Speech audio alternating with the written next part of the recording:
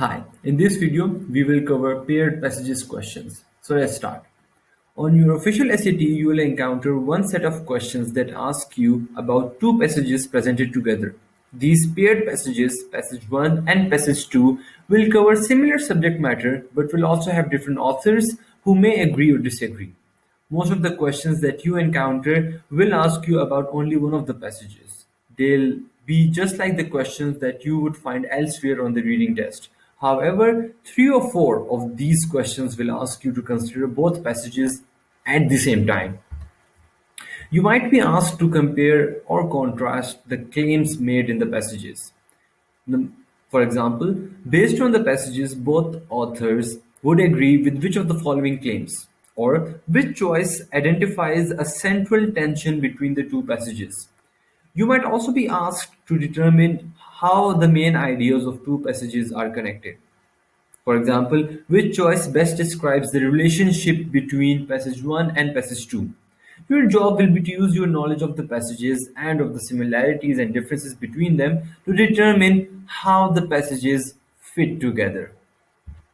What are the common errors? Number one, unknown opinions.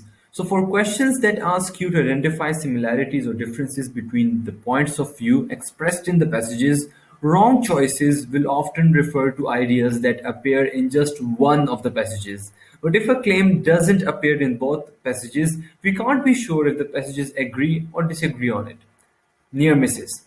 Wrong choices can often be almost right or even half right, but then use one or two words that invalidate the whole choice and that is make the entire choice wrong. We've already covered this tip many times. Flip-flop ideas. Sometimes wrong choices will simply reverse the relationship between the two passages. For example, a wrong choice might correctly identify a disagreement between the authors, but then mistakenly flip which author made each argument. So here are the tips. Top tip number one, read the blurb. You should always read the introductory blurb as the first step before considering any passage and its question. This step is especially important with paired passages. When two passages appear together, the blurb often contains vital information, like historical context that explains the relationship between the authors.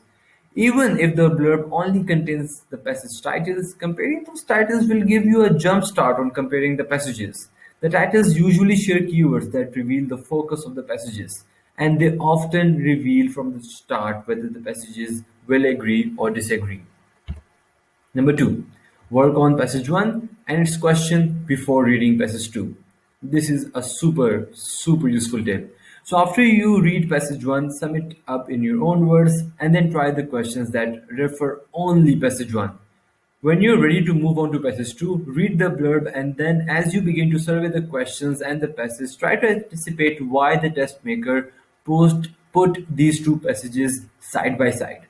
What's the relationship? Now move on to the new tip, to the next tip.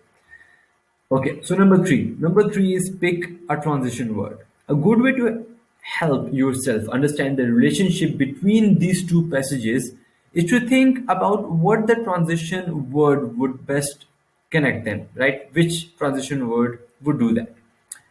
So the passages might disagree. Passage 1, however, passage 2. They might present multiple possibilities. Passage 1 or passage 2. One passage might build off the other. Passage 1, also passage 2. Passage 1, therefore passage 2. Using a transition word that could link the two passages is a good way to look past all the surface area details and see how these passages are connected on a deeper level. Yeah, so this is the same slide with a smaller font. Let's skip this. Yeah. So top tip number four, paired passages and their questions. So that is consider attacking paired passages last. So paired passages and their questions can be challenging and that might take you more time to solve than other passages on the test date. If you are usually pressed for time during the reading test, consider skipping past paired passages at first. That way you can prioritize single passage questions and come back if you still have time left at the end. Top tip number 5. Consider skipping questions, synthesizing paired questions entirely. This tip is along the same lines as the top tip above. The questions that ask you to compare and contrast paired passages can be among the most challenging on the test. So if you're short on time, consider answering these questions that deal with only one of the passages and then move on. But don't forget to come back and make an educated guess on the others. There is no penalty for guessing, so you might get lucky. You might get lucky.